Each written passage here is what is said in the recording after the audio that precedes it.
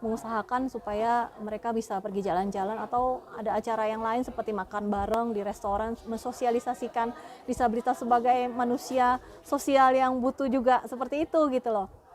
Terus ada kegiatan rohani, ada kompetisi-kompetisi, ada pembelajaran juga, bimbingan karakter gitu kan. Terus ada pelajaran bahasa Mandarin. Waktu pandemi sih sempat online via Zoom itu ada belajar musik, ada belajar Mandarin, ada belajar karakter gitu seperti itu. Hai sahabat Bedante, welcome to Bedante Show. Di sini kamu bisa denger real story tentang profesi, bisnis, dan hobi. Pastinya kamu bakal dapat banyak ide, insight, dan kesempatan dari sharing para inspiring people. So enjoy Bedante, be fun, be cuan, be inspired. Jangan lupa subscribe.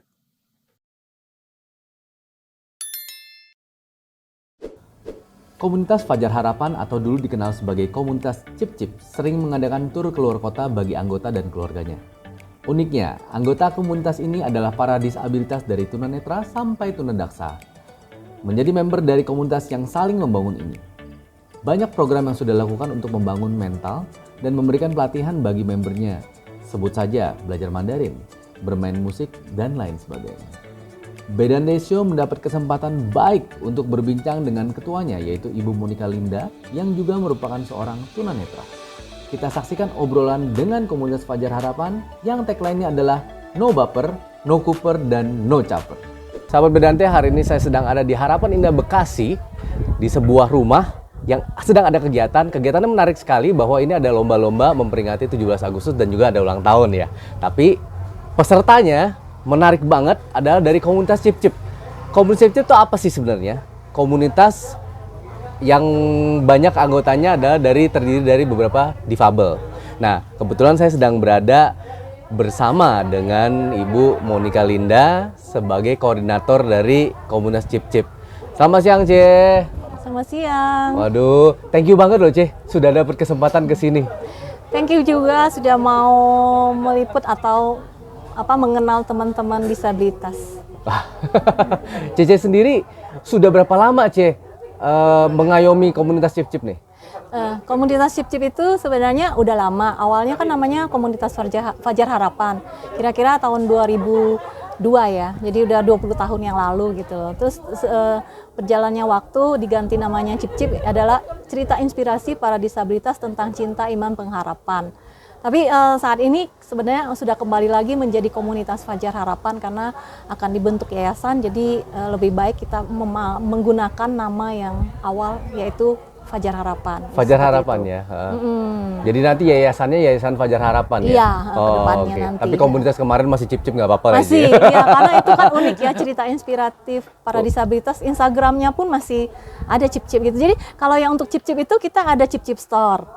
Cip Cip Store, online shop. Nah, terus ada Cip Cip Entertainment, bagian potensi yang anak-anak disabilitas yang potensinya di bidang seni gitu. Jadi kita ada Cip Cip, kami ada Cip Cip Entertainment gitu, seperti itu. Entertainment. Sebenarnya Cip Cip itu ada berapa orang sekarang anggotanya? Ada banyak ya. Kalau di grup WhatsApp sih ada 100-an.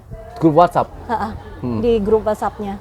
Nah ini yang menarik, Cece mengorganisir untuk komunitasnya, satu. Lalu yang kedua adalah punya Facebook, punya Instagram. Iya. Tapi mohon maaf, Cece juga salah satu penyandang disabilitas? Iya, disabilitas netra. Tunanetra ya, Ce? Nggak bisa melihat atau kehilangan penglihatan. Total. Iya, tapi bagaimana, Ce? Ini saya benar-benar sangat menghargai perjuangan Cece bisa membuat komunitas seperti ini dan juga aktif di sosial media, padahal Cece sendiri ada keterbatasan, Ce.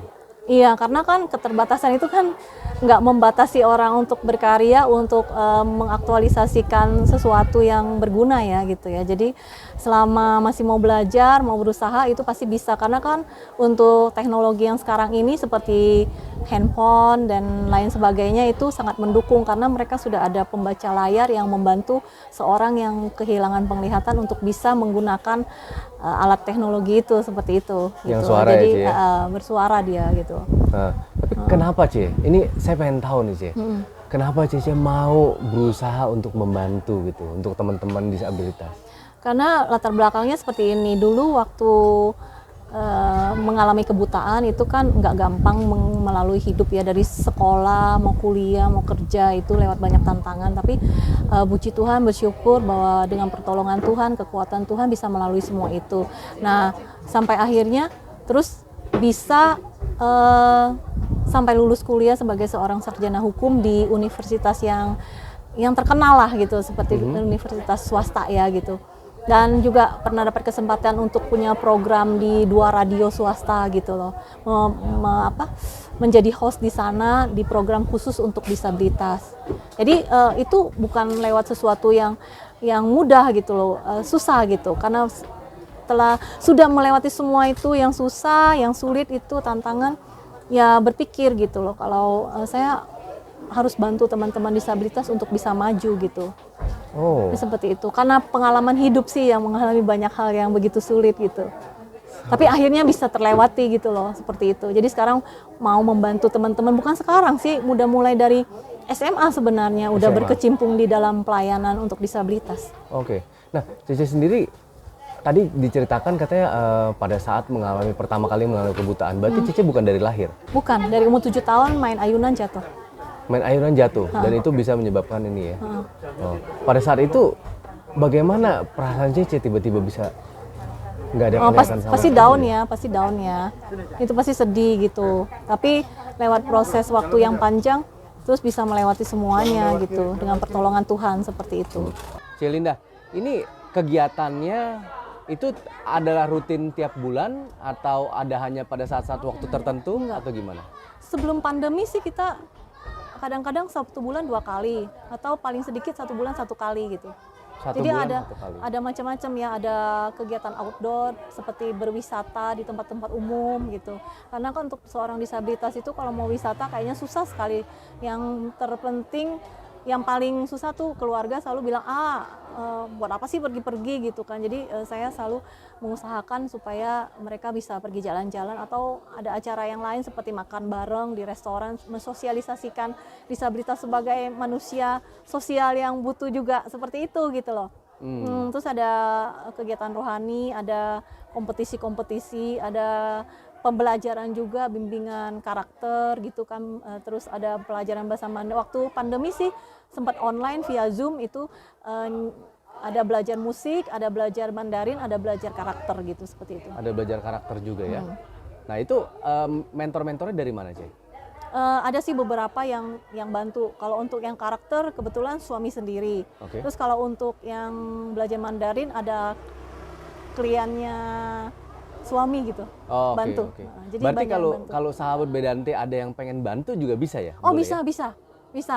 Bantu apa aja, misalnya mau sukarela nih bantu gitu ya, bisa ngajar bahasa Inggris kah, atau ngajar nyanyi kah, atau apa gitu ya, itu bisa banget gitu. Ini sebentar mau buka les memasak gitu. Oh, les memasak. Tapi kalau misalnya kayak begitu belajar semua yang di sini komunitasnya itu apakah semua tunanetra atau Enggak, ada berbagai macam? campur di sini. Ada yang tunagrahita, ada yang autis, ada yang tunadaksa juga, seperti itu. Oke, jadi bebas ya sebenarnya ya. Bebas. Jadi pada saat- komunitas disabilitas tidak terkecuali gitu. Jadi pada saat mereka mau belajar disesuaikan aja dengan Iya, program yang ada gitu ya.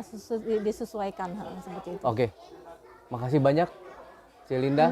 Ini saya nggak mau motong waktu banyak-banyak karena mesti urus yang di dalam ya. Iya, urusin yang lain masih ada beberapa acara yang mereka harus isi gitu, harus lakukan gitu. Oh, abis ini acara apa Lece? Tadi ada nyanyi lagu Banyak Mandarin. nyanyi.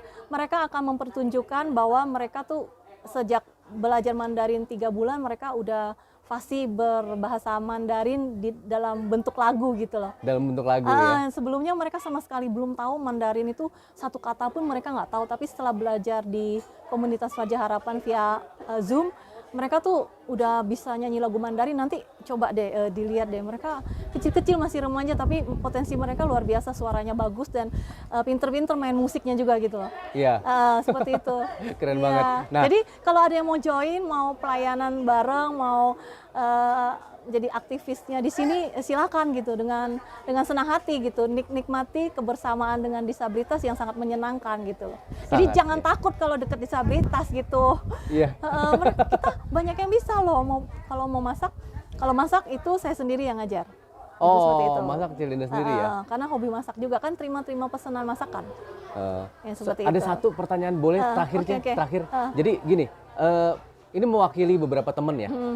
Terkadang kita tuh untuk berhubungan dengan beberapa disabilitas, yang kita takut adalah takut menyinggung, Ce. Iya, Sebenarnya takut menyinggung, perasaan-perasaan mungkin Ibu Cece bisa mewakili dari teman-teman juga, bagaimana sebenarnya mereka tuh apakah gampang tersinggung atau gimana ya?